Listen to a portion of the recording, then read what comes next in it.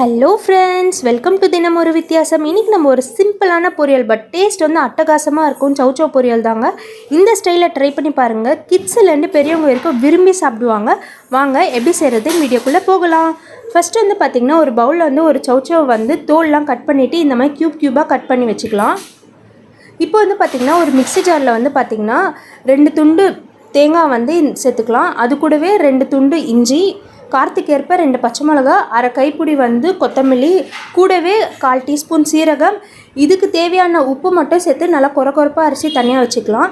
இப்போ ஒரு பேனில் வந்து 2 ஸ்பூன் ஆயில் சேர்த்துட்டு 1 ஸ்பூன் கடுகு உளுத்தம் பருப்பு, அரை ஸ்பூன் சீரகம், கொஞ்சமாக கருவேப்பிலை சேர்த்து எல்லாம் பொரிஞ்சதும் 2 வெங்காயம் வந்து பொடியாக கட் பண்ணி வச்சுருக்கேன். அதை வந்து இப்போ சேர்த்துக்கிட்டு நல்லா வதக்கிக்கலாம். வெங்காயம் வந்து நல்லா கலர் மாறணும். கூடவே இந்த பொரியலுக்கு தேவையான சால்ட்டு சேர்த்துட்டு 2 வரமிளகாய் இந்த மாதிரி கிள்ளி சேர்த்துக்கிட்ட பிறகு நம்ம கட் பண்ணி வச்சுருக்க சௌச்சோ வந்து சேர்த்துட்டு நல்லா மிக்ஸ் பண்ணிக்கலாம். இந்த மாதிரி நல்லா மிக்ஸ் பண்ணிட்ட பிறகு ஒரு அரை கிளாஸ் தண்ணி சேர்த்து ஒரு மூடி போட்டு ஒரு 5 நிமிஷம் நல்லா கொதிக்க விடலாம். சௌச்சோலாம் நல்லா வெந்துடும். சீக்கிரமாக தண்ணி காயின்றனால சீக்கிரமாக வெந்துடும். இப்போ வந்து நம்ம அரைச்சி வச்சுருக்கோம்ல அந்த விழுதை வந்து சேர்த்துட்டு நல்லா கிண்டிக்கோங்க. இந்த மாதிரி எல்லா இடமும் நல்லா மிக்ஸ் ஆகிற வரைக்கும் கிண்டிட்டு மூடி போட்டு ஒரு 2 நிமிஷம் கழித்து எடுத்திங்கன்னா சூப்பரான சௌச்சோ பொரியல் ரெடி ஆகிடும். ஹெல்த்தியாக சாப்பிடுங்க, ஹாப்பியாக இருங்க. பாய், தேங்க்யூ.